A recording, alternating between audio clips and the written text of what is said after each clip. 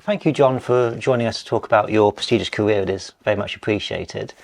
The first thing I wanted to ask you was, how did you become involved with the world of Bond in the first place?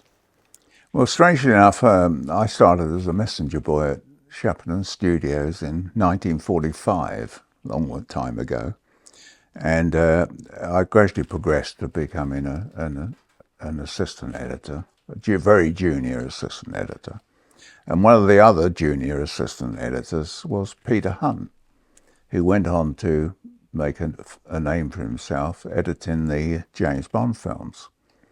And I was very pleased for him. I hadn't really been much in contact with him until I was working on a film called The Italian Job with Peter Collinson, the director. And the phone rang in the theatre, and he said, Pinewood Studios are on the phone for you, John. And it was Peter Hunt on the phone. And he said, John, can you come over to Pinewood? I've got a proposition. So Peter Collinson leapt up and he said, oh, you've got a job on the James Bond film. And I thought that was very unlikely. But he then, much to my annoyance, he got on the phone to his friend Harry Saltzman and gave me a great deal of praise and what have you. And Harry Saltzman knew nothing about this whatsoever. Anyway, I drove over to Pinewood Studios and met Peter, who was directing a scene with Diana Rigg at the time. And Peter came over and showed me a script, the Bob Run sequence. And he said, after I'd read it, he said, I would like you to direct it. And before I knew, could say Jack Robinson, I was on an aeroplane flying to Switzerland. To the start of a whole new career on the James Bond movies. So it was a fairy tale, really. Do you remember Johnny Jordan, the aerial photographer? Yeah, Johnny Jordan worked with me on the bobsleigh. He'd already lost a leg filming You Only Live Twice in Japan. And he told me all about it, how it happened and what have you. And he worked with me on the Bob Run sequence, and the advantage with Johnny was because he only had one leg, I could squeeze him into the front of a Bob Run and get him to film some of the plates we used for doing the back projection, front projection plates of Bond on the Bob Run. So, you know, even without a leg, losing a leg, he became very useful for us, and he was a terrific technician, John Jordan. He lost his life, unfortunately, on another film, and that was a tragedy. But knowing Johnny, he probably he fell out of an aeroplane when he'd taken the harness off because he couldn't maneuver very well, and the plane did a sudden movement, and he floated out of the doorway. And Robin Brown, who was his assistant, told me the story. He was there, and he said it was amazing. It was like in slow motion. He just drifted out of the doorway of the aeroplane. Of course, without a parachute, unfortunately. Well, what were some of the challenges for doing the bobsleigh run? The biggest problem was that they'd experienced several weeks, almost months actually, of where Heinz Caboose had built this bobsleigh run, and the weather had been terrible, and the existing second unit didn't have an opportunity to tackle it. And when I came on board, of course, the sun started to shine, and when it wasn't shining, I did close shots because of my editing skills. I was able to do inserts of feet and hands and all sorts in the Bob Run just to fill in, keep the unit happy, because they were suffering a certain amount of mountain sickness in a way through weeks of inactivity, and eventually it gets into their system and they find they can't motivate themselves to do things. And so I kept everyone busy all the time. Even when the weather was bad, I put a little tent over the Bob Run and shot little close shots, which were very useful, actually. It was part of my editing skills, I suppose, being able to do that.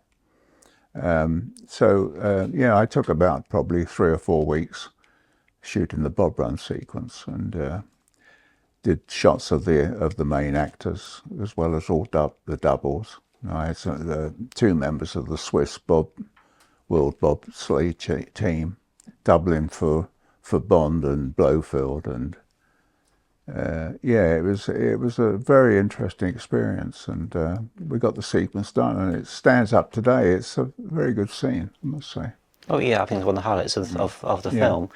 What was Peter Hunt very communicative in terms of what he wanted? Well, yeah, Peter Hunt was working up on, with the main actors as usual in Murin, and I was out on the slopes with doing the bobsleigh runs, and then later on I did a lot of the skiing stuff, including the scene where the chap goes into the snowplow, and he goes into the snowplow, and I did a pretty horrific scene of bits of blood and bone and flesh coming out of the out of the funnel of the bobsleigh, snowplow, and that's where my ex-wife came up with the line, "He had a lot of guts," which was very apt, I think. Was it cut? Was some of the graphicness cut down a bit for what was in the final film? Or was it kind of not really? pretty much No, I as it was? think yeah,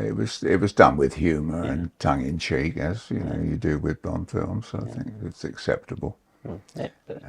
It's quick enough, isn't it? That Peter, and of Yeah, course, with that throwaway line, that that's kind right, of yeah. the senses. It was very exciting shooting that stuff, and so I guess it was my first experience of skiing and what have you, and working in the snow.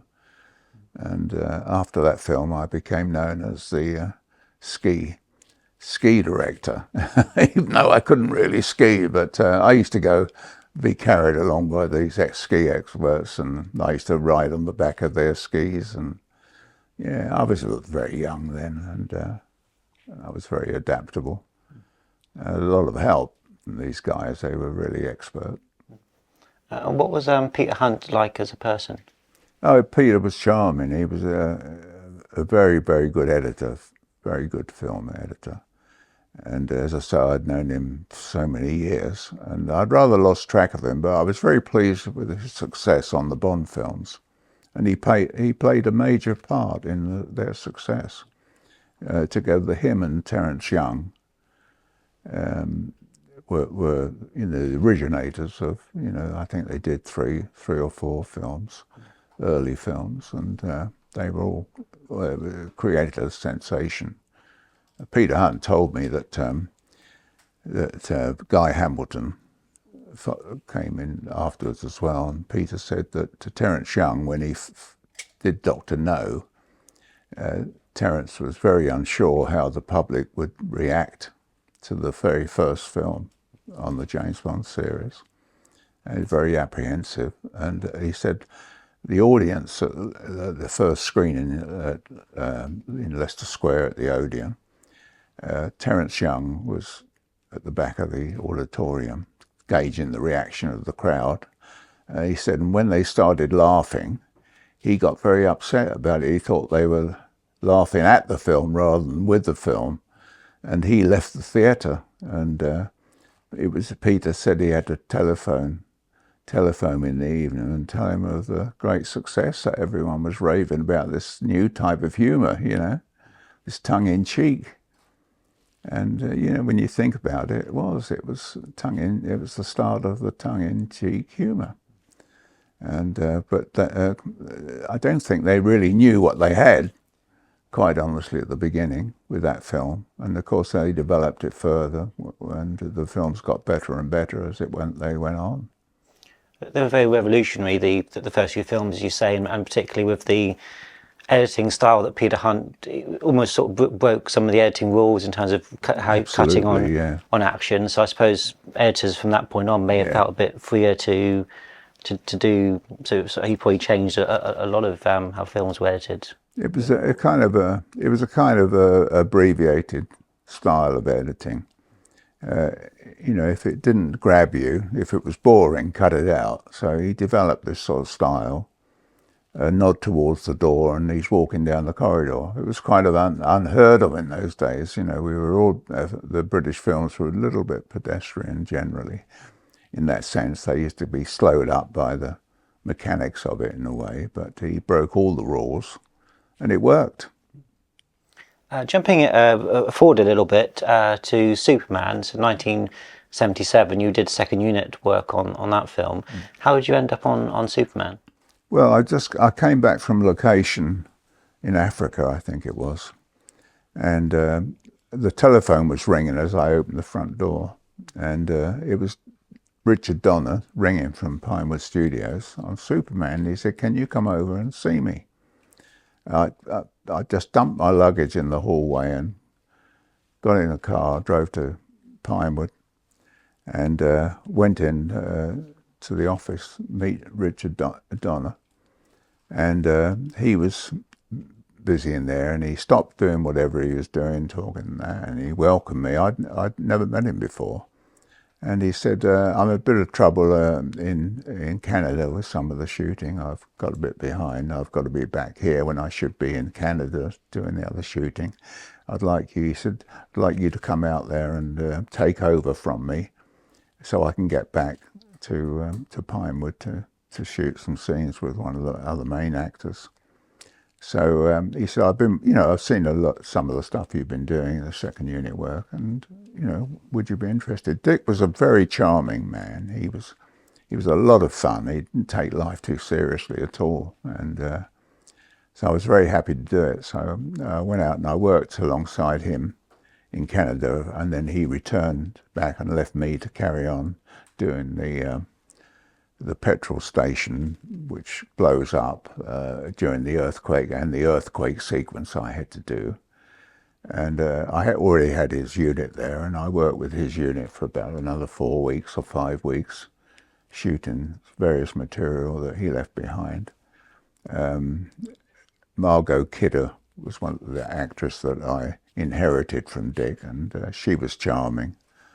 And I did shots with her. There was a scene I did with at the Indian village where she drives up and meets this Indian chief. The first take we did with her driving the car in, she came in ever so slowly. It wasn't very exciting at all. I had all these chickens in the foreground. And she said, I was a bit frightened of the chickens. I said, don't worry about the chickens will take care of themselves. Next time she comes in at 60 miles an hour, kills about 3 chickens, feathers all over the place. And she came out and she said, I've hit those chickens and that. And Chief Tug Wilson, the Indian chief, he said, just a few feathers, my dear, just a few feathers. We carried on. He said he'd heard that I'd worked with Ewan Lloyd, the producer. And he'd worked on a cowboy film in Spain with, I think it was Shalico. And apparently they had a bit of trouble with his drinking. And he said to me, when you see Ewan next, tell him I'm not on the firewater anymore. So anyway, that was virtually, as I say, did 3 or 4 weeks work there, and that was successful. Was there any sort of challenges with that, or was it fairly sort of straightforward? Well, no, because initially we had to stage the effects of the earthquake, and I was very keen to do I had a kind of modern ideas, I suppose, but I was very keen on having a camera in the car where Lois Lane is driving away from the garage as the earthquake takes effect and the garage blows up. And I wanted to do an very unusual shot where from inside the car, so if she looked over her shoulders, that's what she would see through the rear screen of the car. She'd see the whole screen filled with this flames of this petrol station. And that worked very well. I did a rehearsal. The special effects, Canadian special effects technician was called John Thomas, which should have told me something, I suppose. But the first time we did it, I thought better do a rehearsal, because all these telegraph poles had to fall down in the right order. And so I asked her to do a rehearsal on a day off, on a Sunday or something. And sure enough, they all went down in the wrong order, which didn't work well. So we're back to the drawing board, and they redesigned he had charges under each telegraph pole and what have you. And the next time we filmed it for real, and it worked very well. So the car goes through, and as the car goes through, all the telegraph poles are just missing the car. So that was quite an interesting stunt we did. I did hear that there was a lot of dust in that area, so they had to take trucks and just basically sort of spray water so that when the cameras turned, you could obviously see what was happening. Well, also it was supposed to be a dry desert-like thing, and of course, as soon as the film unit arrives, the rains arrive, and suddenly what was supposedly desert suddenly becomes a green field almost overnight. It's amazing how quickly the grass grows if it gets a bit of water on it, and that was the problem. So it was a bizarre scene of painters with big spray cans of yellow paint going around spraying the green grass back to the colour of sand. Yeah, the magic of movie making. Magic of movie making, yeah. Were you very happy with how the sequence turned out in the film? Yeah, very much so. Yeah, I was. Stuart Baird was the film editor, and he was a friend of mine, and he said he was a very good editor, and he managed to piece it all together. It was good. If they did release a 3-hour version, which was a TV cut that the Soul Kinds put together to sell more advertising on TV, so they put lots of. But if you look at that version, which is now on Blu-ray, compared to the actual finished film, you see the marvel of what Stuart did in terms of that fine tuning. So I think he was a very good editor. So obviously you wouldn't have met Christopher Reeve on the film, but he did visit the set of Octopussy. Oh yeah, he was a frequent visitor. Christopher, a lovely man. Had that tragic accident, unfortunately, but he was a great friend of Roger Moore's, and we were doing Roger's films, because we always had pretty girls on our set appearing in the Bond films, and suddenly Christopher Reeve would be dressed as a Superman. He would come on the set and you chat to everyone, and Roger, and he loved the company. He would have been great in a Bond film. He just loved it, loved the atmosphere. We had a very carefree, happy atmosphere on our films.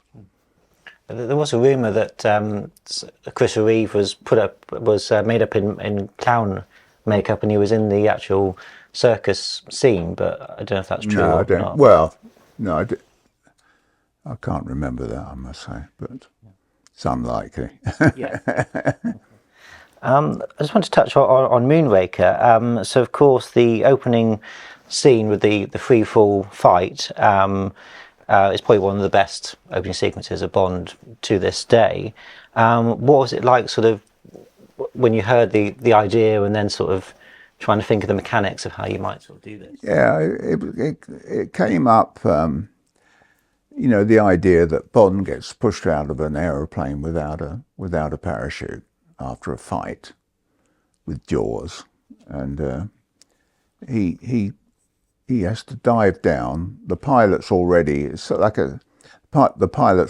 leapt out to save his own skin with a parachute, and then Bond gets pushed out, and Bond has to catch up this pilot that's down below him, and he free falls, throws his arms back and accelerates in free fall, and grabs the pilot, wrestles with him, and wrestles his parachute off his back, sends him hurtling to his death, and dons his parachute all in free fall.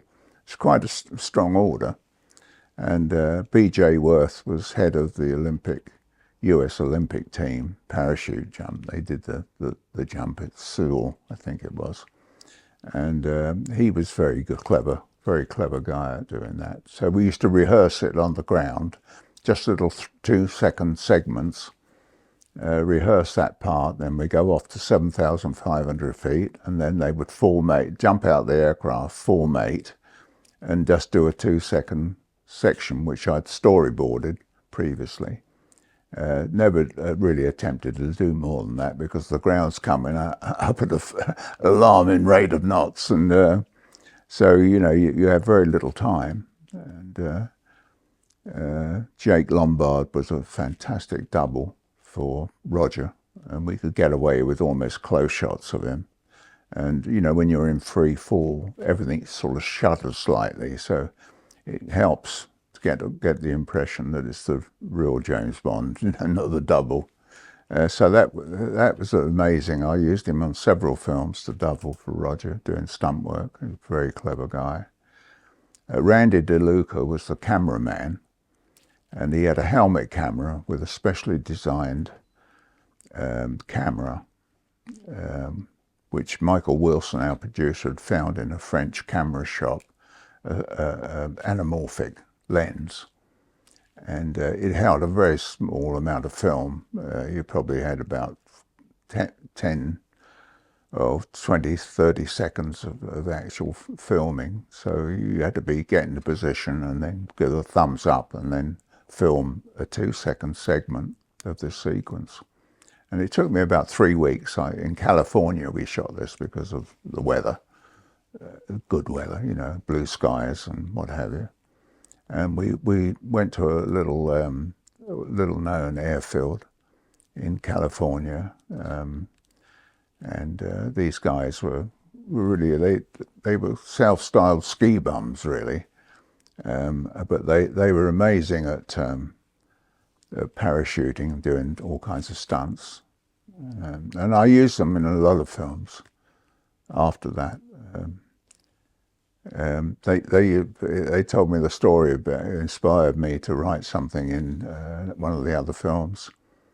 They said when they used to go to these conventions, these jump conventions where they'd parachute out at various events, he said on the way to the plane to take off, they'd be in a truck with their open truck with their parachutes on.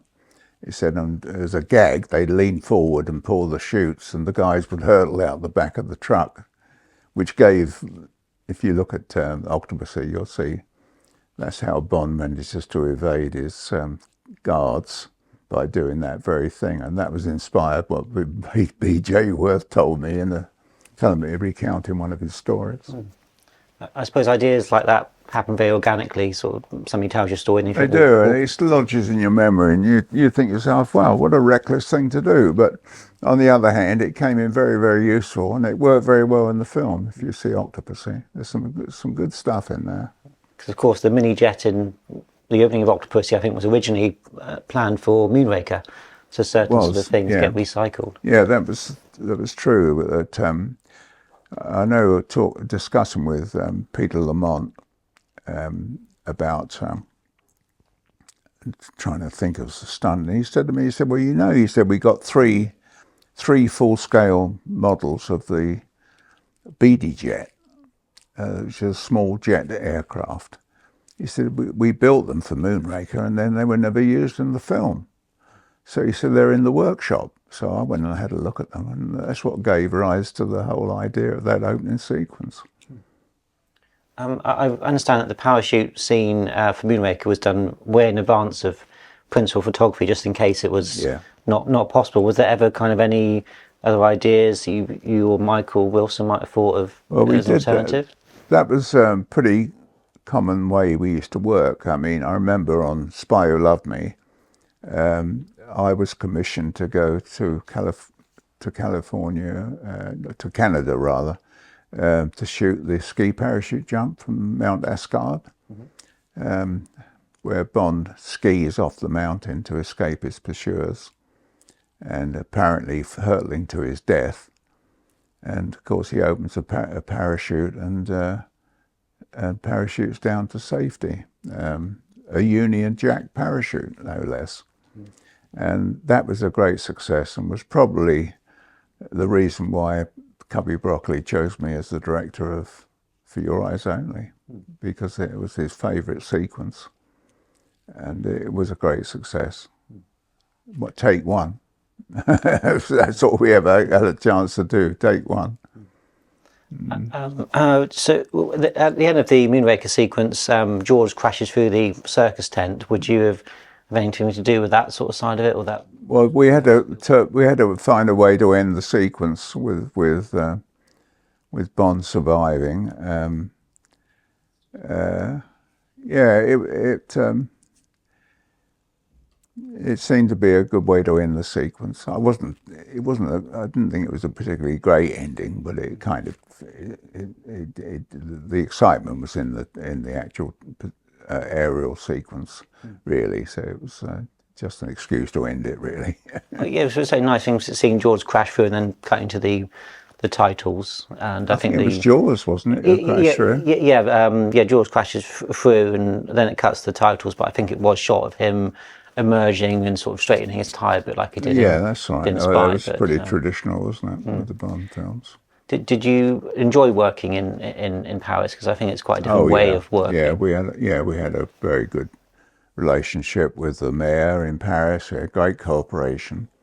Because we had Grace Jones leaping off of the Eiffel Tower and parachuting to safety, and that is something that they don't like to advertise in Paris. They don't like too many people have jumped to their death off the Eiffel Tower in the past and what have you. So it was very important that we did it. I went on the set at Pinewood, and I saw B.J. Worth, a chap we've used in several films, and he was jumping off this like a diving board. Into boxes, sort of practicing. And I said, "What's this diving board?" Oh, he said, "I'm going to put this diving board on the top of the Eiffel Tower." I said, "You can't do that." I said, "This is a world-renowned landmark. You can't suddenly stick a diving board off the top." He said, "Well, I have to do it to clear the superstructure on the way down. Otherwise, I'm going to hit the iron girders and so forth, and that'll be the end of me." Oh, I said, anyway, I eventually got him to reduce the length of this diving board. 2 or 3 days before he was due to do his jump, a young couple leapt off hand in hand, and she'd never jumped before, and they parachuted quite safely without the use of a diving board. So I was a little bit angry about it, really. But I don't think many people today, it wouldn't be a problem. You could just kind of erase the diving board if you were shooting on on tape and stuff, or not even that. But in those days, what you saw is what you got. We didn't have those facilities. You wouldn't like to do a George Lucas and go back and remove or touch up. So yeah, well, you could do it, I suppose, now, but it would degrade the cinematography somewhat, and we wanted to avoid that. Always tried to avoid that. Back to Moonraker, you did go to Venice, and I believe you stood in for Ernest Day for doing some second unit work. Do you recall that? Yes, I was. Ernie his wife was very ill, and he had to return back to England, and I took over. They used to take me out. Lewis said, "You better get out to Sardinia, John." I said, "What do you want me to do?" He said, "Well, nothing in particular." He said, "I'd just like you to be there in case there was something in there." And it was a lovely place to be. The hotel we stayed in was the Cala di Volpe. It was the most luxurious hotel. I think I got my week's allowance, and I think I spent it in the bar on the first night I was there. It was so expensive, unbelievably expensive. And I did a little bit of work in Sardinia, but most of it I did in Venice, doing some second unit stuff on the canals in Venice. Venice was wonderful. Stayed at the Gritty Hotel there. It was absolutely gorgeous. And again, very expensive, but it was a lovely place to work. It became so popular after, well, maybe partly because of the film, but I mean, Venice is one of the World Heritage Sites, isn't it? It's just an amazing place. It's virtually floating. And I enjoyed my stay there very much, and working on the canals. Terrific cooperation from the Italian authorities. But there were speed restrictions. You know, that because they're so worried about erosion of the canals, eroding the islands. They are virtually floating, and they really frowned on us speeding, using speedboats. And of course, for Bond films, you know, everything's going at 100 miles an hour, isn't it? So that was a problem, presented a bit of a problem. We shot a lot of stuff on the Lido where there weren't so many speed restrictions. What we could, we did there. Yeah, good location. Oh yes, yes, wonderful filmic location to go to. What was Ernest Day like as a person? Oh, Ernie was a wonderful, wonderful man. He was a tremendous photographer, and went into second unit work and photographer on a lot of films. He worked with David Lean quite a bit, and he was top of the tree in terms of cameraman, you know, and a great guy. He, as I say, his wife got sick, and he had to leave the picture a bit earlier than he would have liked. But he had a tremendous career. Did it take something to get used to? Because I believe that you would have lunch quite early when shooting in Paris, and you kind of go for the whole day without a break. Was it kind of difficult to get used to the French way of working in terms of Yeah, the way it works, it seems to work in Paris in the studio, is you get into work at about 8 o'clock in the morning, and you have breakfast. Right, so nothing gets going until about 8:30, having had breakfast, and then you work through lunch. You don't have a lunch break. You have lunch, but you do it on the hoof. You know, you eat on the hoof, and you go through till about, I think, 2 o'clock or 3 o'clock, and then you stop, and everyone goes home. And it was quite alien to us because we were used to working 8:30 to 5:30 or 6 o'clock in the evening, and then sometimes you call the hour and you go on for another hour. And suddenly you work in the French way. It was very popular with it. We thought it was great, you know, because you still have your lunch, but you don't actually stop for an hour. You carry on working, but you're munching on your sandwich while you work, if you like. And I like the French hours. I think we all did. The English crew thought it was wonderful. So you got a reasonable amount of downtime, it sounds like, to explore Paris. Yeah, you go out in the evening, and you have a bit of a. I mean, normally, time you get home from an English shoot, time you got back home and cleaned yourself up and go out, it's like 8:30 or 9 o'clock before you go out to a restaurant or something. But in Paris, you know, you have lots of time. You go out in the evening. They tend to eat quite early there as well. It was a good experience in Paris. I loved living there and working there. I was wondering about the editing of the very impressive space battle at the end. Of course, John Grover is the assembly editor on the film. Did that sequence in particular pose any problems? Well, I think the fact that we didn't have the modern technology where, you know, you suspend people on wires. They're supposed to be in a space environment, so they're floating on air, if you like. And what it is, you have these tiny wires that support the actors. once you're in the space station, of course, they have their own gravity, so you can have people walking around as fairly normal. Other scenes you have where they float, where it's where there's no gravity. So it created quite a lot of problems, but we overcame them. Derek Meddins, a very clever special effects man. He did all the Jerry Anderson films,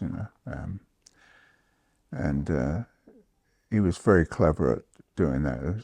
He used to paint the wires out so they merged with the background, so you couldn't see the wires. Yeah, we did okay, and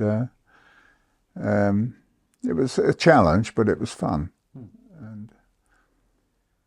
And then we had the laser guns.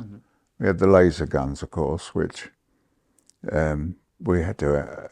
Robin Brown came on, and he had to paint laser flashes, coming from the guns. So you had to imagine that you were shooting someone with a laser. But in fact, in post-production, they used to superimpose the laser on top. Yeah, it was a challenge. I never got to speak to Robert Brown, but I've spoken to some people that worked with him, and they all said how lovely a person he was. Yeah. Yeah, he's very, very experienced. Kind of novel ways to do things. And as I say, he was Johnny Jordan's assistant for a long time. And then later on, he became his own man, if you like, and was in great demand on films for special effects work. Yeah, clever guy.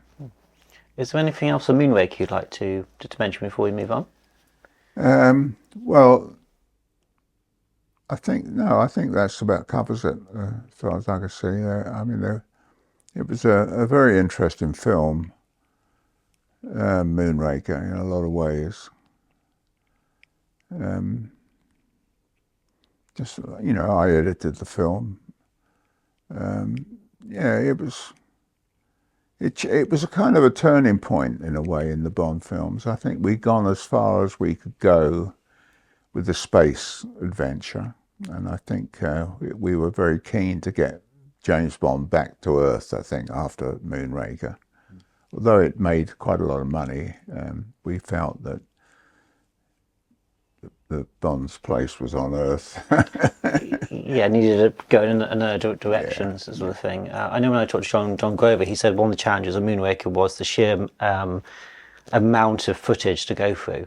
So I suppose that's where your relationship with John became very key. Yes, because when you do slow motion, as you would in any of the space stuff you do, you shoot it, it's like 72 frames a second. It involves a huge amount of film to get the actors to be slowly, as you see in space, everyone's going very slowly. So there's a lot of experimentation takes place, and it consumes an awful lot of film. You have 2 or 3 takes, and they go on for 5 or 6 minutes each one, and you're going to use them for a few seconds on the screen. And just now going up to with Octopussy, the first challenge, I suppose, was the fact you weren't sure that Roger Moore was going to be Bond, so there was a testing process. It was a continual thing. When I was given the assignment to do For Your Eyes Only, the first thing they told me, Cubby said to me, he said, we've got to find a new James Bond. And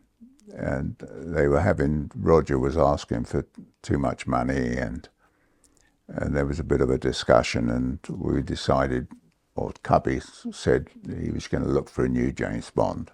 So I toured the world testing potential James Bonds. I went to America, I tested people there, went to Australia, went all over the place.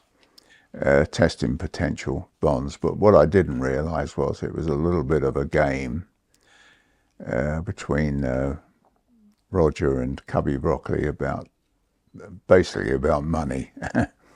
All the time that Cubby was saying we're looking for a new Bond, it was kind of weakening Roger's bargaining position, I suppose. But I didn't realize it. In my innocence, I went off believing I was looking for a new James Bond.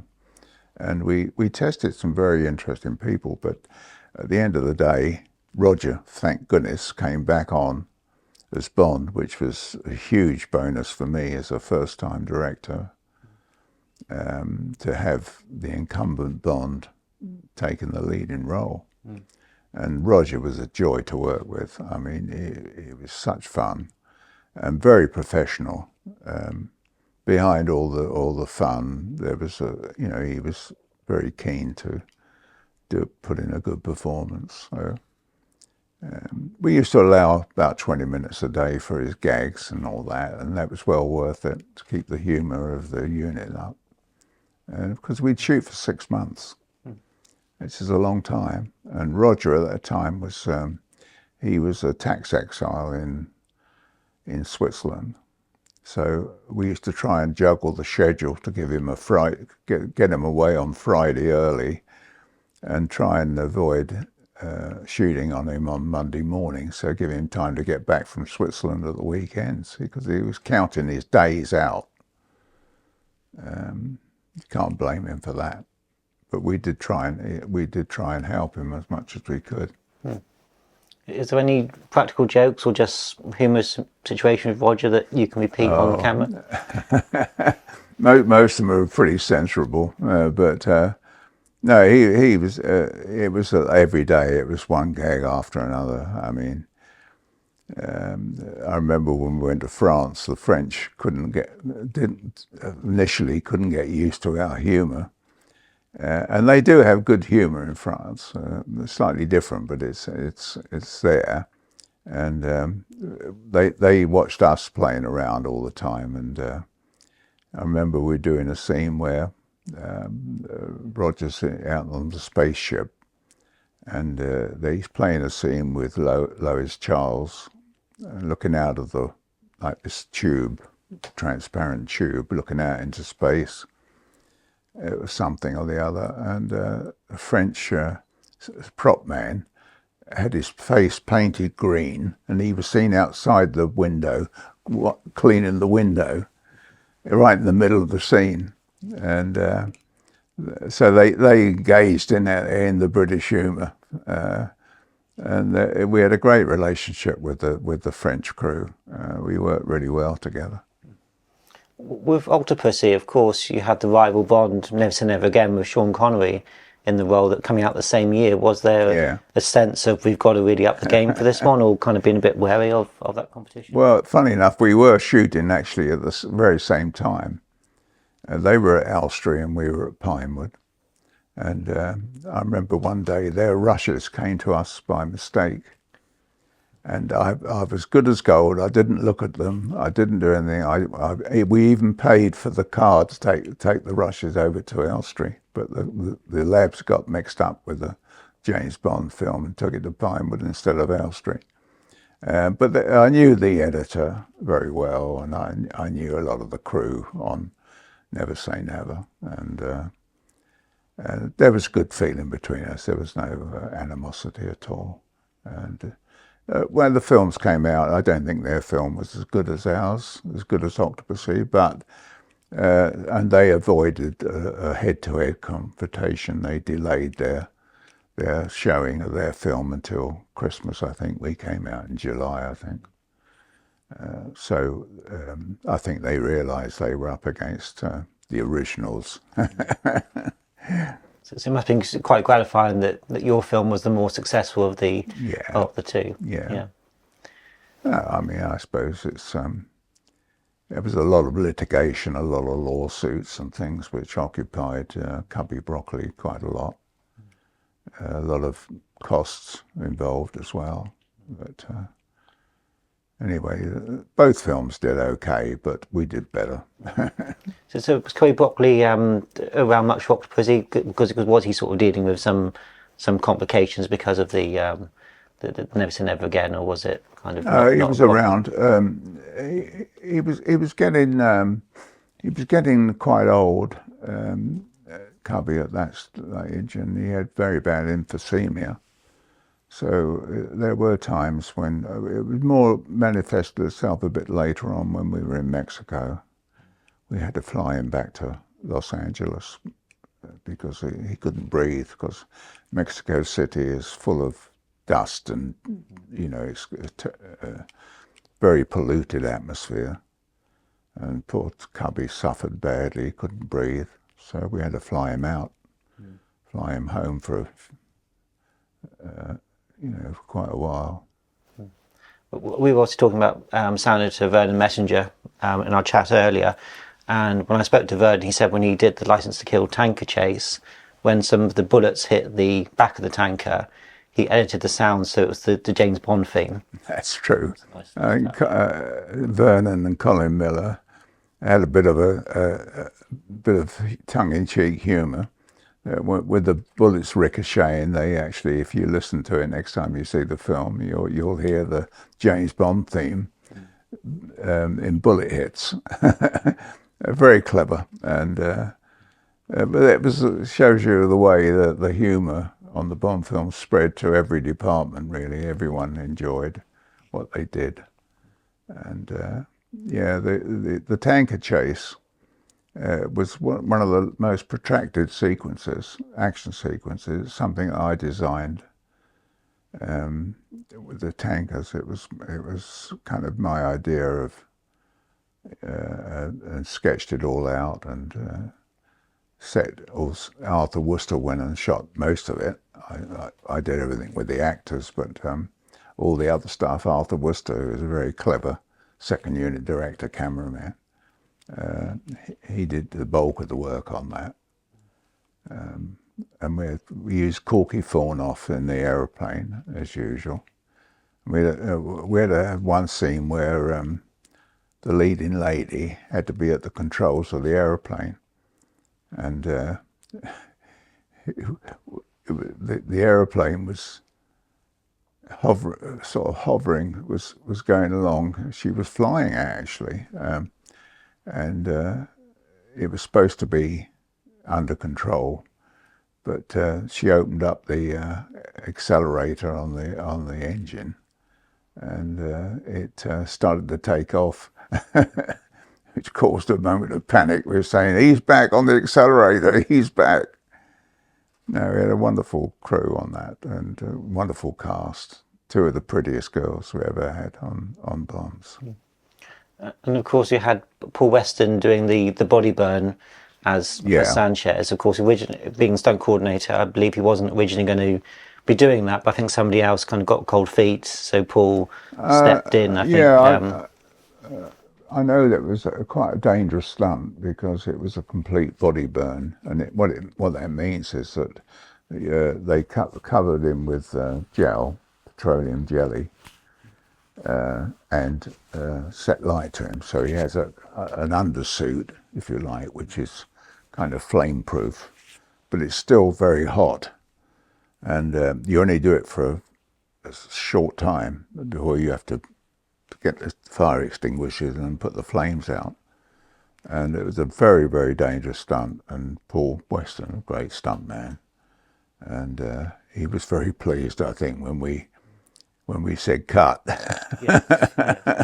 But perhaps arguably Paul's most dangerous stunt was on Octopussy, coming out of the top of the train and ducking under the bridge. He said that he left it probably a bit too late, and I think there's literally centimetres of gap, and of course that would have been fatal. The train sequence where we shot that, they had quite a few bridges, low bridges, and of course if you're engaged in doing a fight on top of a train, it's very difficult. So you can't really look over your shoulder with the bridges zooming up very fast.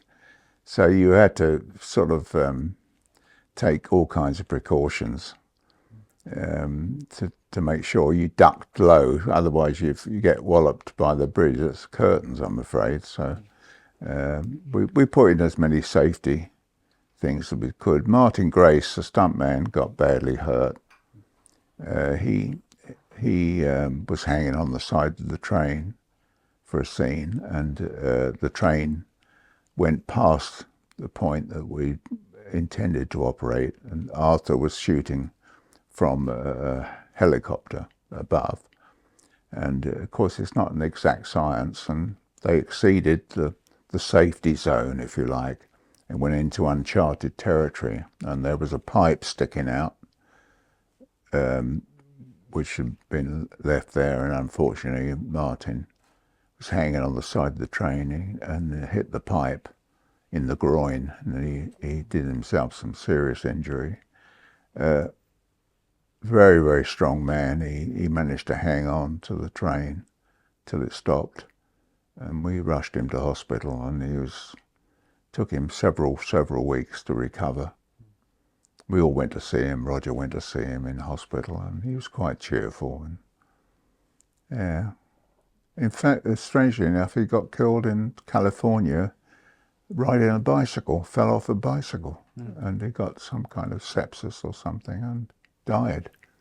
I wondered whether it was complicated because of maybe his previous injury. I don't think know, so. I just think it was just one of those unfortunate things, you know. It's, when your number's up, I guess. Well, yes, that's right.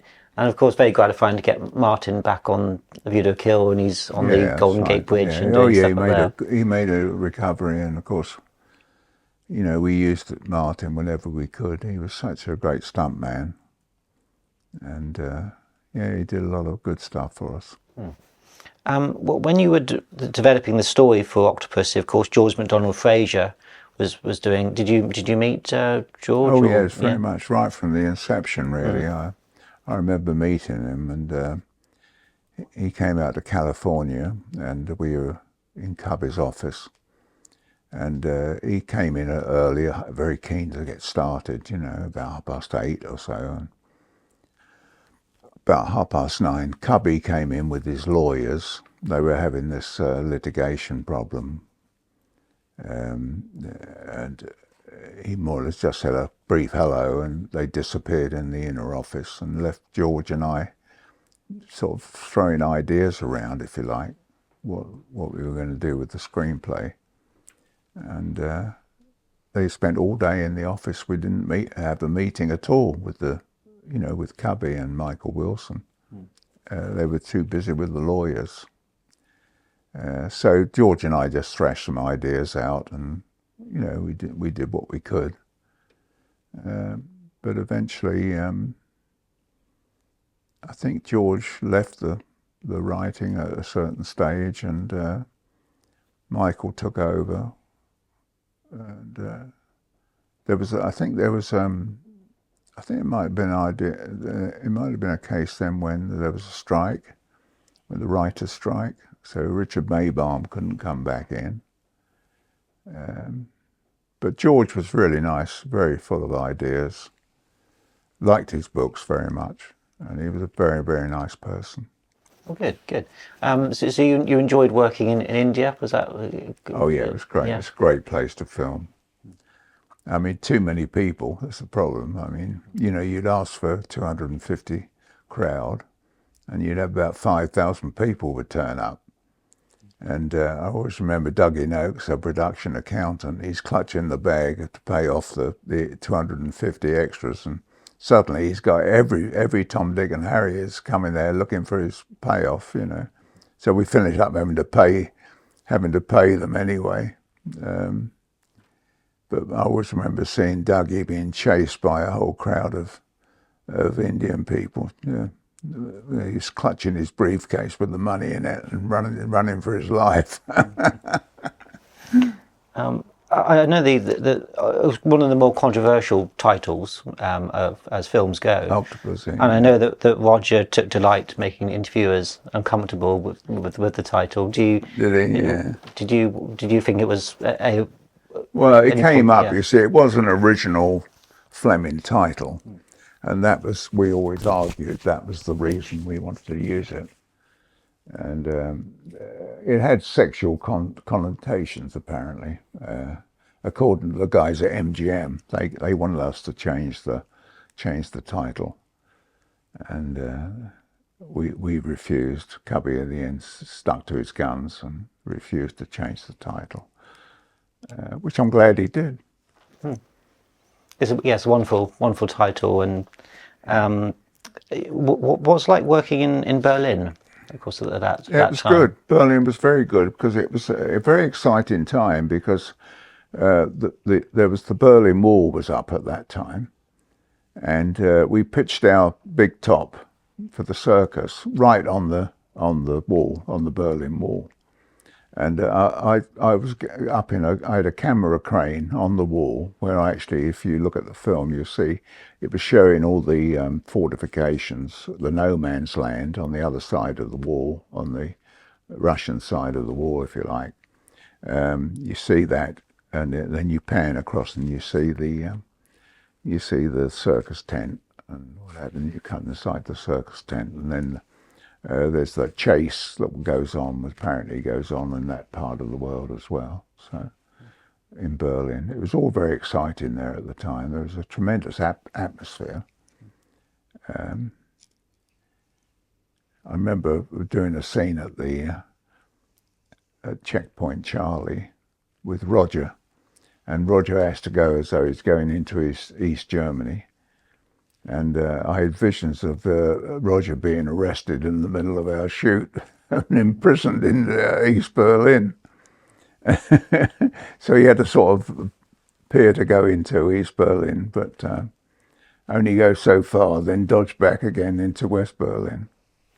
I don't know if the Bond films were banned in that time in terms of like East Berlin and Russia and things, but perhaps wasn't. Perhaps. Oh, we used to have a bit of fun with that situation. You know, we always tried to make out that, you know, we'd have Gogol, who was the Russian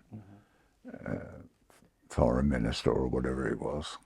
He was in charge of their spies and what have you. And I'd always have him with a beautiful girl on his lap, you know, so make out that, you know, the Russians are human after all. Yeah, I try to humanize them with a bit of humor. And I'm sure I heard unofficially that copies of our films were shown in the Kremlin. They weren't shown in Russia generally, but I think they used to have a good old giggle at our films in the Kremlin, special screenings. I suppose at a time when also tensions would be quite high, but occasionally to have characters in these big films which weren't looking negatively were strong. I hope in our small way that we help to ease the tensions and make them humanize the Russians. You know, I think they're basically the same as everyone else. It's just that these things get blown up out of all proportion, don't they? Oh yes, yeah. I was just thinking about the cast for Octopussy. Of course, we've got Stephen Burkoff, Louis Jourdan. Any sort of memories of the principals? Yeah, Louis Jourdan was fantastic because he had a slightly, he looked quite Indian actually in the film, and he has a slightly dark complexion, and he certainly fitted the bill. Very good actor. He was used to, in America, when he first came to America, he did those wonderful films like Gigi and all that, these musicals. And he was a real heartthrob, and he was used to being fawned over, you know. People would make great fuss of him and treat him with kid gloves because he came on a Bond set and he's like everyone else. You're all part of a team and you have fun and jokes and that. And he couldn't quite get used to our style of filmmaking. It's quite different to the American style. And, you know, this rather informal way of making films. And the idea is to make everyone relaxed when you're making a film. You don't want anyone to be uptight and what have you. And Louis was a little unsure of us, I think. And I remember being called into Cubby's office, and Louis was in the office, and he felt he wasn't being directed properly. And he made his pitch, and Cubby listened to him. And he said, before this film, Louis, you were doing the Swamp Thing in America. He said, so, you know, this is something a lot bigger than that. So, you know, get out there and enjoy it. We're experts at what we do. We know what we're doing. And he was okay. And when we were in India, I did say to him, I said, why are you so miserable, Louis? I thought I'd take the bull by the horns. And then he said to me, he said, oh, John, he said, my son committed suicide, he said, he said, I came home one evening and he killed himself in the bath, and that. He said, I said, oh, I'm so sorry to hear that. I can understand why you're acting the way you do. And from then on in, funnily enough, he was terrific. We never had a problem after that. And a great professionalism to push through what was an awful time for him. Yeah. No, he was very good in the film. I was very pleased with what he did.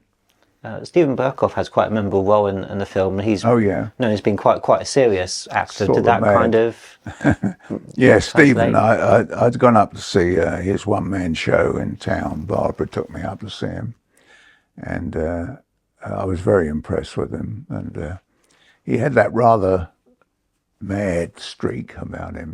He had this big mole in the center of his forehead, and I thought that it was kind of it was a bit. He played the mad Russian, you know. He wanted to annihilate the West, you know, with nuclear bombs and things, and he actually fitted the bill perfectly. Stephen, I liked him a lot. He was good. So it's quite an eccentric character, so sort of. Yeah. So it was quite easy for him to sort of ham it up. Well, he's a very clever man. He's playwright and actor.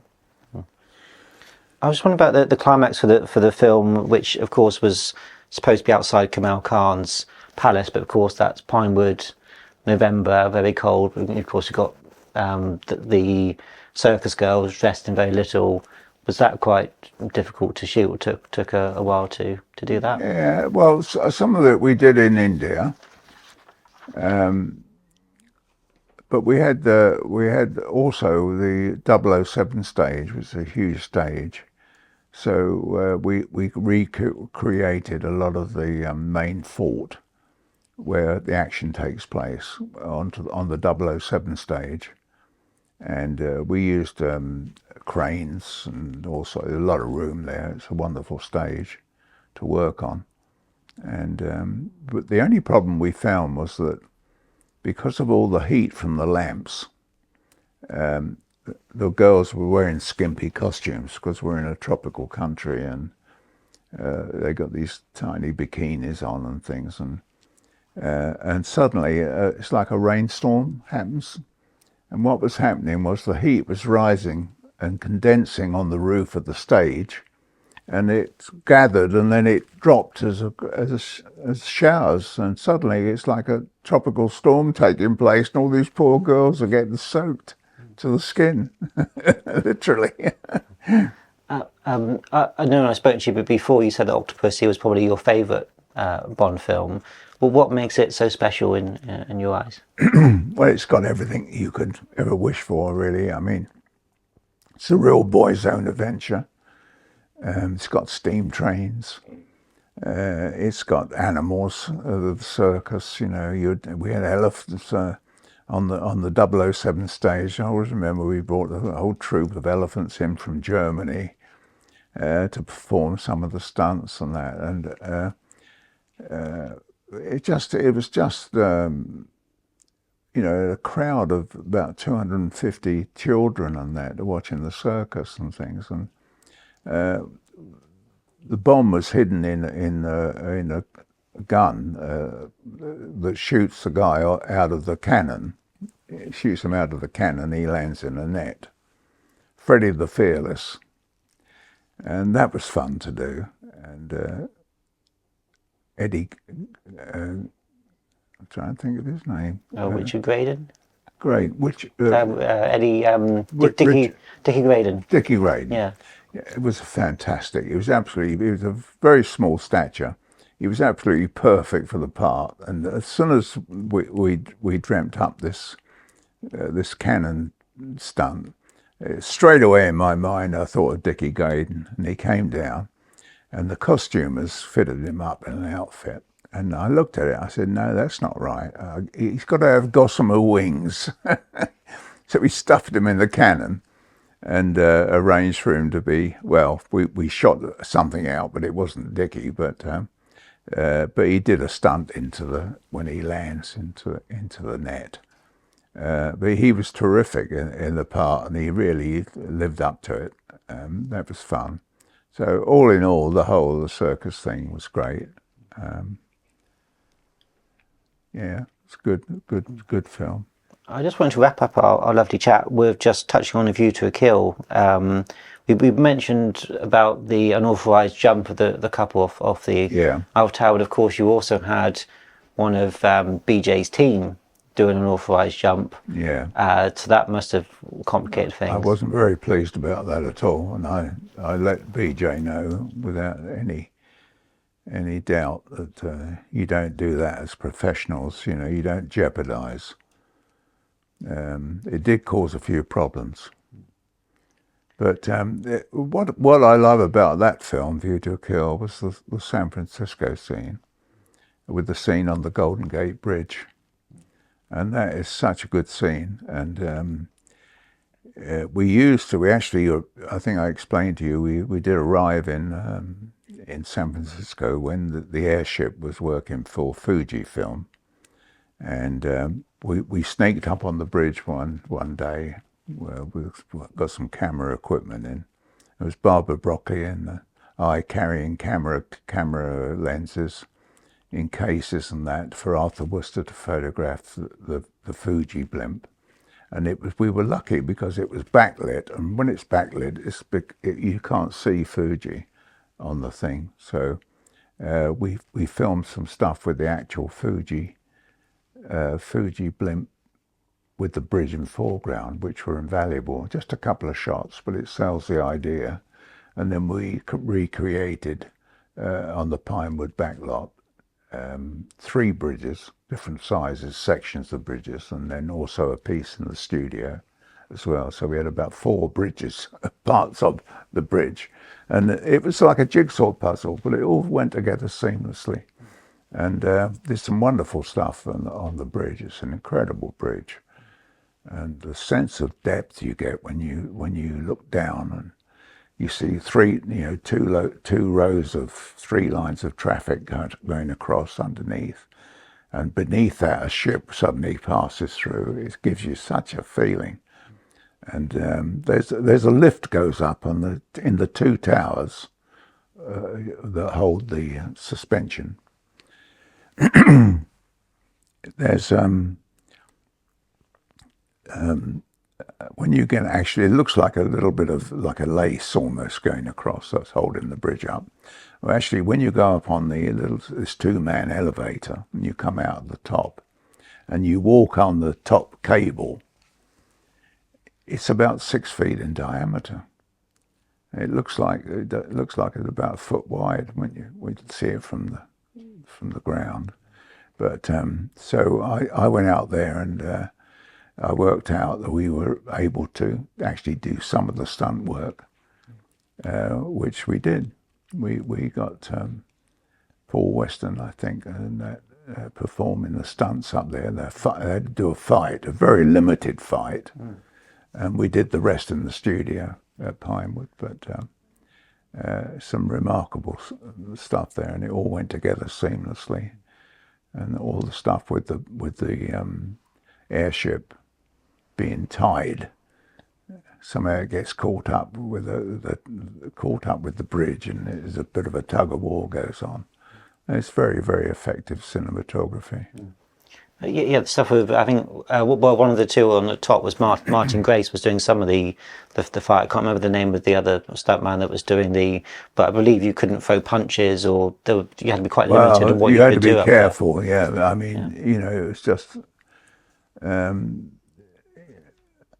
I don't think they were tied on, actually. I don't think we could have, I mean, normally you'd have a safety line tied onto them somehow, but I don't think we did. I don't think we had that. But as I say, the tube up there that contains all the wires was about 6 feet in diameter. So, you know, you can work on it, and it has a sort of a safety rail either side. So, but I wouldn't like to rely on it. It's only a piece of steel wire that goes along. They're pretty brave, these guys, but we did a limited fight. Nothing too dangerous, you know what I mean? Quite physically demanding, even with the stuff in the studio with Roger Moore and Tanya Roberts, of course, because they're raised up above the floor. You've got the street below them, Yeah. so Oh yeah, she was very good, Tanya Roberts. She was a game girl, I must say. She performed that stuff pretty well, never complained, you know. And she quite liked the physical side of it. It's unusual to actually do that work. But she was pretty brave in the fire in the city hall as well. She was in that, on the set of Pinewood we did that. We recreated that scene, and there were, petroleum jelly was set alight, and she was amongst it. And, we had to be careful that we sprayed fireproof material on her clothes and that so that she didn't catch light. But she was game, she never complained. She did everything we asked her to do. Roger Moore came up to me on one occasion and he said, "John, you're in danger of losing your leading actress here if you're not careful." It's the sort of advice I didn't really need at that time, but it was pretty care. I mean, any time you're dealing with fire and that on a set, it's dangerous. You've got to be very careful. It can go wrong very easily. yeah. And another character on the film, Grace Jones, must have been quite interesting. Yeah, she was a terrific character, Grace. I loved her. She was such an outrageous character, and I enjoyed working with her very much. See her occasionally. She appears at the Henley festivals, which is where I live, and she often appears there. But no, she was a great sport, game for most things. She has a good look and has lots of makeup on. So I think from what I hear you were sort of encouraging her look to be as bold as possible in the film. Yeah. I remember we were doing the scene in the mine when the mine blows up and it's all flooded, the mine's flooded, and James Bond's escorting her out of the mine, saving her, if you like. And the special effects had rigged, John Richardson had rigged up electrical leads that were shorting out in the water, and they were sparking, and it's quite violently. And I'd forgotten to warn her about it. And when we did the first take, she had no idea it was going to happen. And suddenly she's got all these sparking things all around her, And it looks like electrical sparkling, but it wasn't, in fact. John's a very clever special effects technician, and he made it appear to be electrical sparking, but it was in fireworks, in other words. Yeah. And she was terrified. And when she screams in film, she's screaming for real. She was terrified. Silly of me. I should have warned her, I suppose. But I got good reactions from her, I must say, without warning her. Oh, yes, absolutely. Do you remember Willoughby Gray? Willoughby Gray, yeah, very much so. A very, very good actor. The old school. He was perfect for the part. I didn't know him. The casting director assured me he was a terrific actor, and he was indeed. Great sport. You mentioned the character of that Walter Cotel played, but what was Walter like as a person? Oh yeah, he's lovely. He used to be a crowd artist, funny enough, and he was one of the few people that would come up from the crowd, being a crowd artist, to actually being a star, And he always played Gogol, the Russian antagonist, and did it very well. It's a lovely, lovely guy. Do you have any other favourite moments of A View to a Kill? Because it was quite a dark film, particularly towards the end of the mine massacre of Zorin's employees. Do you think that the film gets that balance right, in terms of? I hope so. It's always a bit of a gamble, but Christopher Walken, who was fantastic in the film, lovely, lovely man, and he was taking great delight into killing all these people in the mine and what have you. So it was but he was a villain, and we were painting him to be a villain. So I think it was acceptable that his warped mind. He didn't want to leave any witnesses to what was going on, And he was a ruthless killer and a tremendous actor. Yeah. And a lot of water, of course, in that sequence with it coming over the roof. Oh And yeah, so with tip that's tanks. yeah. Yeah, we the special effects again. They put these huge tip tanks, and I think we had 3 tip tanks on that. Hold thousands of gallons of water, and we just cascade everyone to cover them with water. All the crew, except me, I think, all had waterproof stuff on, and I know I got soaked. Well, they took delight, I think, in throwing water over me. You can imagine, part of the humour you have to put up with. Of course, you had Alec Mills on a number of Yeah. your films. What was Alec like to Oh, work with? he was a very small chap, Alec, but he was a wonderful photographer. He was operator on a lot of my Bond films and a lot of Lewis Gilbert's Bonds as well. And he was reckoned to be one of the best camera operators in the world. And when Alan Hume, my cameraman, was doing a Star Wars, photographing a Star Wars film and couldn't do my film, I promoted Alec to cameraman. And it was proved to be a very, very good choice. He was a very clever cameraman. He'd gone through the mill, he'd done all the various, focus puller, camera operator, and now he became the lighting cameraman, and it was a tremendous choice. Unfortunately, he's gone now. Yes, no, very sadly. Of course, Alec did do our most secret service, so there's a connection of Yeah, that with that's you right. guys. Yeah, that's when I first met Alec. I think it was on Her Majesty's Secret Service. And Alan Hume, what was he? Alan Hume, yeah. Well, I used to play golf with Alan. He was a good friend of mine. I always admired his work, and he kind of got. There's nothing wrong with it, but he kind of got into a bit of a cliche thing with doing all the carry-on films. He did no end of carry-on films. And I remember when I said to Cubby I wanted Alan to photograph my first film, I had a little bit of opposition. They were all quoting very, Oscar-winning cameramen and people who wanted to do a Bond.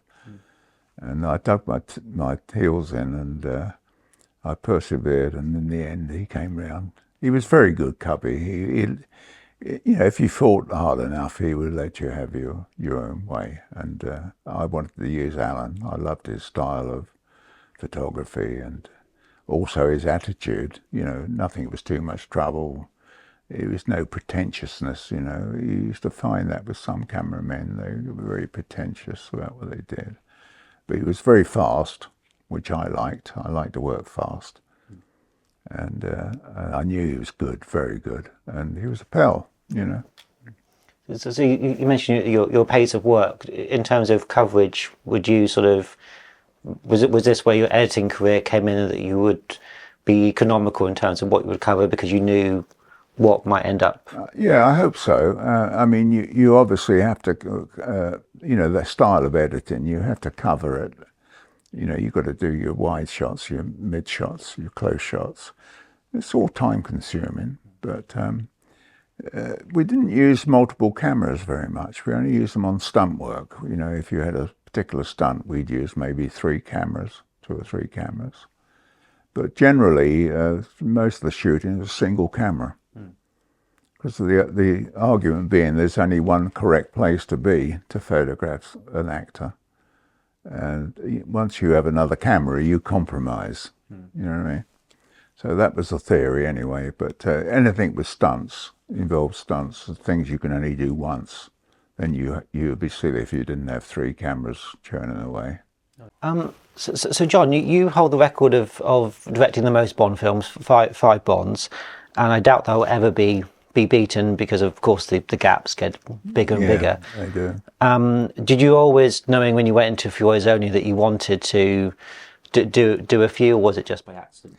No, funnily enough, I'd edited 3 previous Bonds and done action directing. So, when I got the opportunity, which was mainly through the ski parachute jump, I think, Cubby earmarked me as a future director. I remember going for lunch. He came over after an interval of about 2 or 3 years between the previous Bond. He came over to Pinewood, and he invited a few of the key technicians, Derek Meddins, myself, Peter Lamont, Tom Pevsner. He invited us all for lunch. And we had a very nice lunch, and we talked about, the film was going to be upcoming film we were hoping to do at so-and-so and that.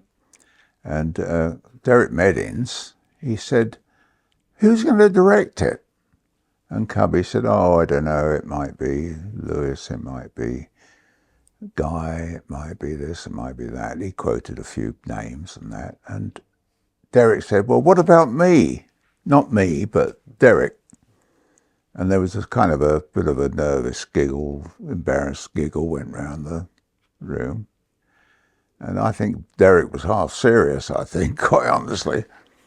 Anyway, I didn't think much of it. And anyway, a week later, I got a call, come for lunch at Pinewood with Cubby again. And I thought it'd be the same as last time with a whole crowd of technicians who worked on the previous films.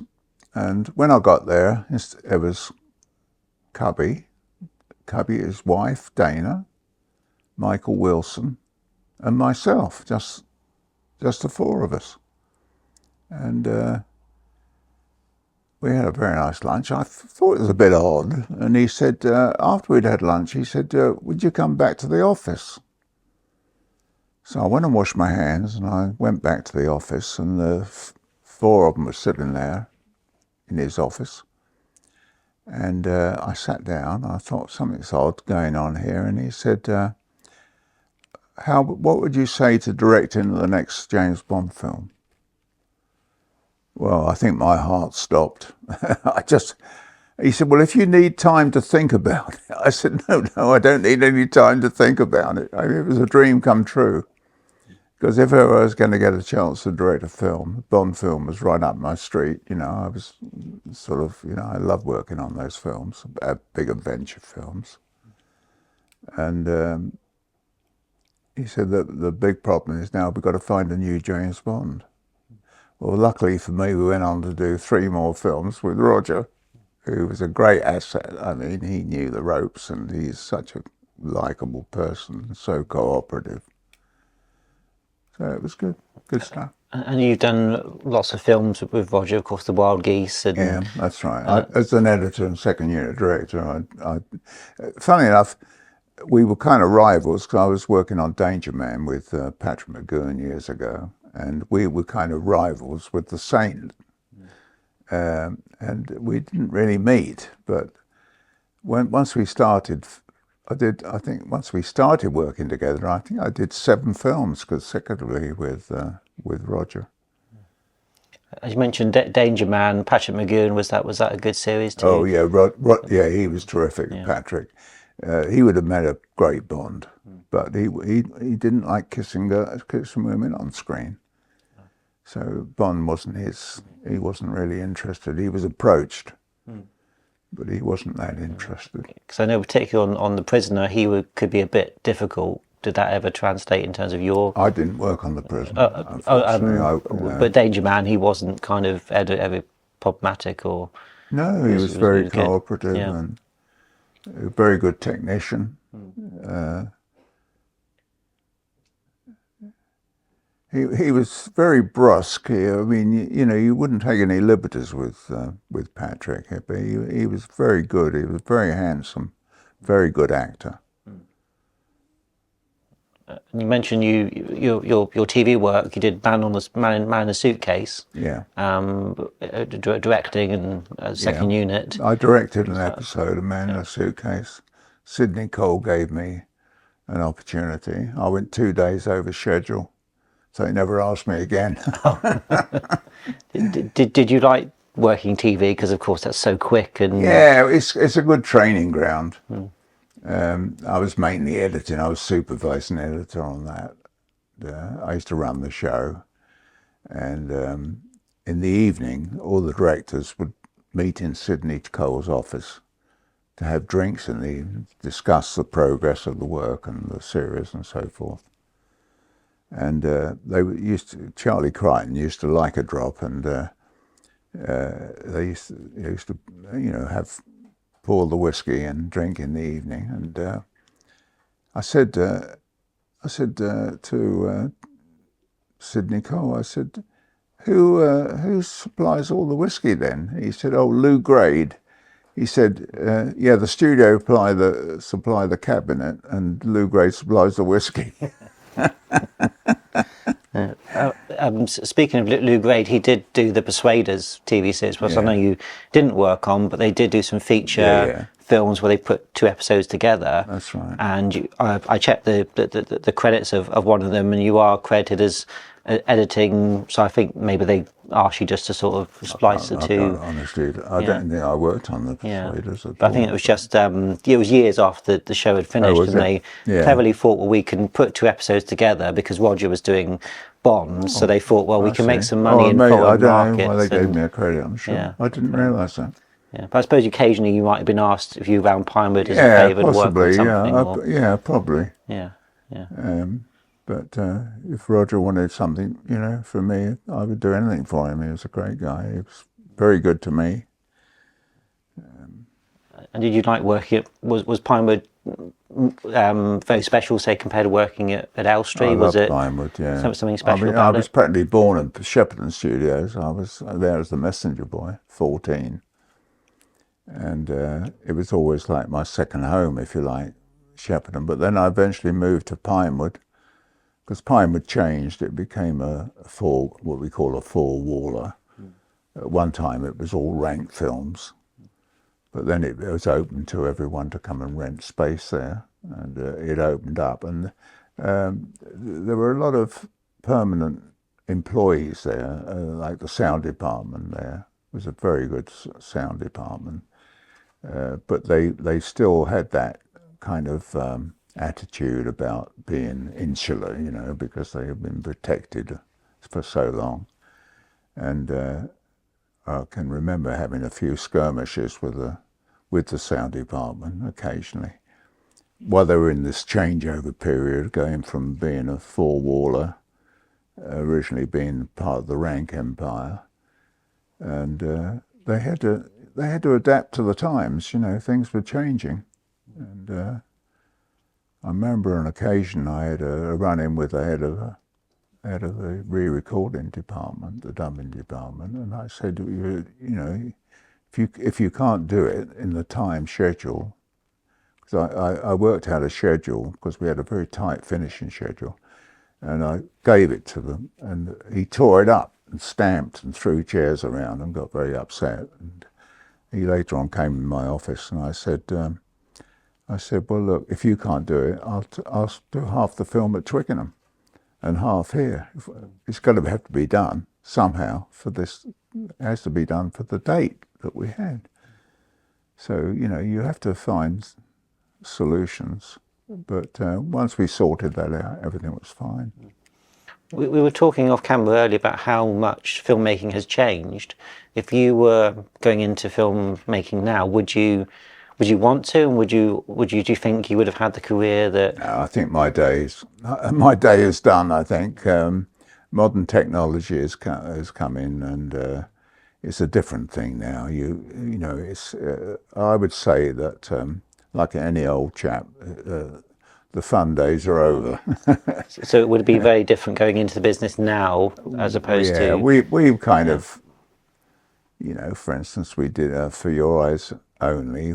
All the underwater sequences, Carol Bouquet couldn't go underwater for some reason. I think she had a sinus issue. I think sinus issue or ears or something. So I had to shoot all her scenes underwater dry. Yeah.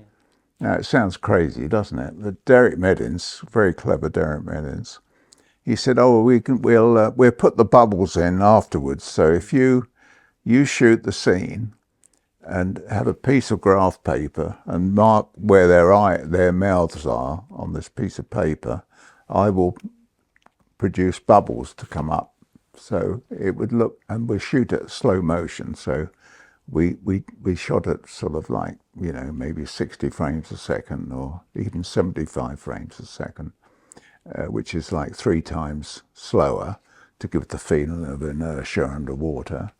And then the bubbles would appear from the mouths, and it sold the illusion they were underwater with some very clever photography. But I love doing that stuff. It's such fun to do. You're improvising, you know, which is the source of all. I mean, the films like The Keystone Cops and that, they did fantastic things, clever tricks to give the impression of trains and things and cars just missing trains, and they're all done by the train actually towing the car after a series of things. We used all that stuff, all that technique, and it's just a question of imagination. And I don't know, it's different today completely, and I'm sure I had my day, and I loved every minute of it.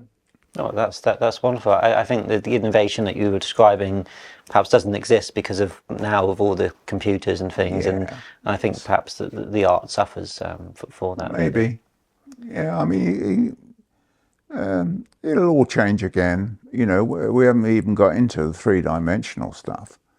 That's coming. You know, I think they're a bit slow in not bringing it out. You know, in the cinema, you need to be. Works better on television, I think, 3-dimensional. Yeah, I know that they've experimented a lot with 3D films, and that seems to have gone away for the moment. So whether they need to bring it back, change it back and boost. Modify it a little bit. But. I mean, they won't do it unless they're forced to do it. You know what I mean? But yeah, it's coming. I wanted to finish, John, just by going back to it's come up here and there during our chat, but the importance of The Spy Who Loved Me opening sequence. I just wonder what you remember of being up at Mount Asgard, working with Rick Sylvester, and sort of the process of getting that wonderful sequence.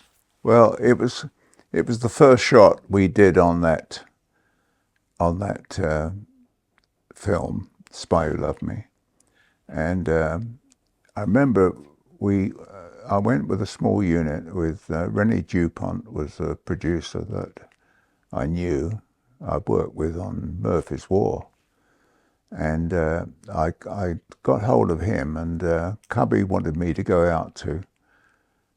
So we interviewed this guy, Rick Sylvester, who was a self-professed ski bum, and a little chap looked nothing like James Bond at all, but he was in good proportion. And he came over. We brought him over from America, and we had a meeting.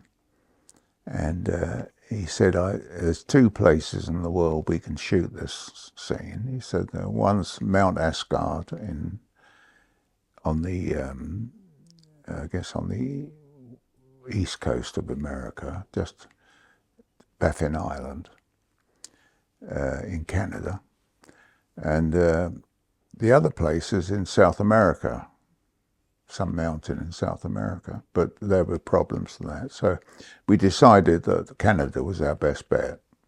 So we went on a feasibility study, and I took Rennie and I took my cameraman, and we arranged for a helicopter to be available for us. And we all rendezvoused down at this outpost. I mean, you can imagine it was June, just early June. And we went down there, and it was, we landed on a pebble beach. All the pack ice was still there as far as the eye could see. And we went in the helicopter. We had very good weather. We were lucky. We went on the recce, and Rick Sylvester. We took shots of Rick Sylvester on the top of this mountain, which was 7,500 feet of sheer precipice, and we did shots of him throwing toilet rolls off the top. Photographed it. Alan photographed it with an open gate camera. Beautiful photography, and we conduct the possibility that they had a sort of a shack hotel. It was just improvise. Every year there'd be a packing case would come in, and he had it to his hotel, another packing case. It was pretty primitive, but it worked, and he was a grumpy old chap who ran it. And they had a German chef who Alan nicknamed Acton Spitfire. he was a character, but he was a wonderful chap, really. And it was very frozen kind of wilderness. Anyway, we shot this film, and we came back to England, and I ran it to Cubby and the head of United Artists, Danny Risner. And we gave them also a budget of what it was going to cost to film, and it was $250,000. Rennie had prepared this budget, and a lot of money in those days. Anyway, so they went in the theatre, and we stood outside. I wasn't allowed in there, and they ran the film that we'd shot, and there was a long pause, about half an hour, and eventually they came out, and Cubby looked at me and he said, "Do it." And that was sort of do it. They were prepared to spend $250,000 for one shot. Now, the rest of the sequence I shot in St. Moritz, or the ski sequence that was with Willie Bogner. He was a friend I'd used on Her Majesty's Secret Service. He was a skiing cameraman. He was a semi-amateur filmmaker, but very, very clever at doing ski footage. Amazing. Hadn't been used until I met him on Her Majesty's, and I used him a lot. I used him in all my films, any skiing, Willie.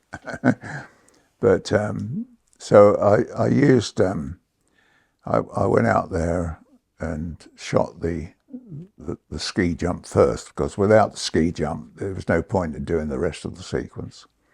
So I did the ski jump first. It was the first shots we did on Spy Who Loved Me.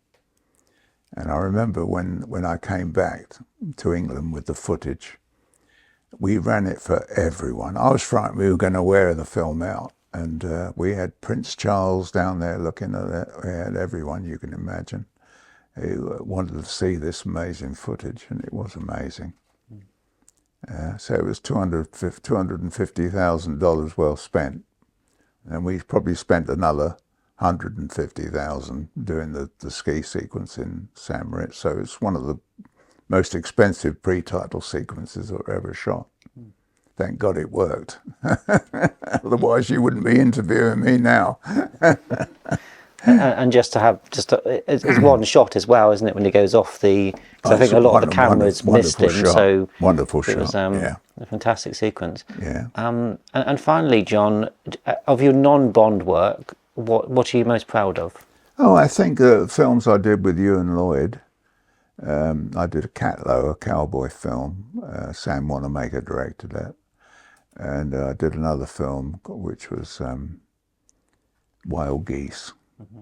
Wild Geese, the first Wild Geese, or the second Wild Geese. No, the first Wild Geese. Yeah, which was a fantastic film. Richard Burton. It had Roger Moore, of course. And he said to me, "Oh, am I in your contract or are you in mine, John?" You know? And Richard Harris was in it, and a very good German actor. His name escapes me at the moment, but very, very good actor. So we had a wonderful cast. It's a real boy's own story, really, a big adventure. But I always remember the final scene at the airfield where they're leaving, where this bunch of mercenaries are escaping in this aeroplane. It was a fantastic sequence. And I remember I was at Twickenham editing the film, and it was virtually, the sound was all silent, shot silent. And Colin Miller, we talked about earlier, was given the task to put some sound on it for me. I edited the film. It was a very long sequence, lasted all of about 8-9 minutes, and I cut it silently, and I handed it to Colin Miller, and I said, you know, just put some sound on it for me, will you? And we're about a week later or 2 weeks later, Jerry Humphries, the mixer at Twickenham, came. He said, "You got to come and see this sequence." And Colin Miller had done a fantastic job on putting sound on this sequence, and he brought it to life. And it is if you look at it, it's a fantastic sequence. I'm so proud of it. And Colin did a wonderful job. It's a lovely film, The Wild Geese, Yeah. I must say. I did want to just ask, did you enjoy working with Marlon Brando on? I know the film I did. Christopher Columbus was problematic, but was Marlon Brando quite good? I loved working with him. I was very, very nervous of him. I'd heard all these horrendous stories about, like, he used to eat directors for lunch. I was really pretty scared, but when I met him, the first day of shooting, he didn't turn up. But I'd anticipated he might not turn up because I'd heard these horror stories. And so I cast an assistant to him. So when he didn't turn up, I put the assistant in place, and word must have got back to him that someone else was saying his lines or something. He turned up the next day, and from then on, I didn't have a problem. He was good as gold, and I got on very well with him. I didn't realise, but he had a device he used to put in his ear, like a hearing aid. And he had an assistant in a adjoining room who would be reading the lines of dialogue because he was having memory problems, or he was too lazy to remember the lines, whatever. And I, like an idiot, I didn't cotton on to this. I couldn't see it. I didn't realise he was doing that. He was a bit slow between lines, you know, gaps. So I said to him, "It's very good, Marlon, but can you speed it up a bit now?" And he said, "Oh yeah, John, okay." But of course he didn't, because he was hearing the line before he said it. So I just covered it in a way I could take all the gaps out. He was fine, but you know, I cottoned on very quickly that he was getting fed the lines by someone else outside of my visibility. I knew when he was on. But nice man. I really liked working with him. I knew when he was on Superman that most of his lines were on idiot boards or written around the set, and Yeah. I think one person even had a line on their forehead that he was reading out. We used to get all tricks like that. Yeah. Yeah. It's pretty common knowledge, but Richard Burton was also having a few problems with remembering towards the end of his career. And there we used idiot boards quite a bit, and that you'd have them all around the room, different lines, and he would be like, "Yes, so. Yeah. Andrew McLaglen, the director of Wild Geese, he came to me and he said, "We're never going to get away with it. We're never going to get away with him reading these lines, you know." I said, "You will. You'll get away with it." I said, "He's Richard Burton. He's got a great screen presence. And he looks that way, and then he looks that way. And he's an actor. He's a terrific actor. But he couldn't remember lines, but he just read them." Was it Harris or Burton that couldn't remember the lines? Was it Burton? Burton. Yeah, Burton. Yeah. Because he obviously had quite a few problems and drink, and Who's that? Richard Burton. So you did that? Well, no, he didn't drink at all when he not worked at that with us. point. I think the damage had been done in previous years, quite honestly. But you don't think they were hellraisers. They all were. But Richard, it must be something to being called Richard. I think. I would have thought the combination of hellraisers, Richard Harris, Richard Burton together could be probably quite fascinating. Yeah, they were all quite characters. But I suppose it's what made them what they were. But Burton was a charismatic actor. God, he was charismatic. And I remember I had to go out to New York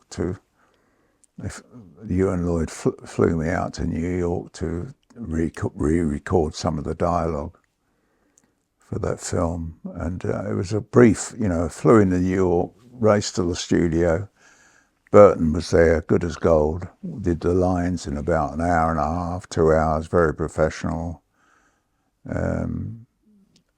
Finished, wrapped the film up, sent a 1/4-inch tape for safety, took that, left it in America, sent the loops back to England, packed them up, and I was on the plane that evening back to England again. It was the quickest trip you've ever seen.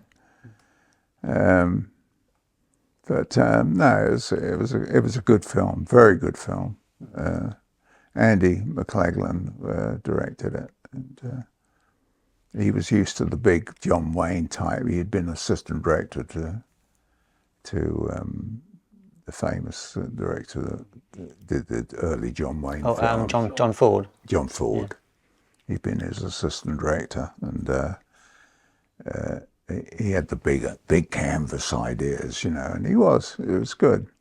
He was good for that film anyway. I think that's probably a low place to end it, John. Thank you very much indeed for talking to me. It's a pleasure.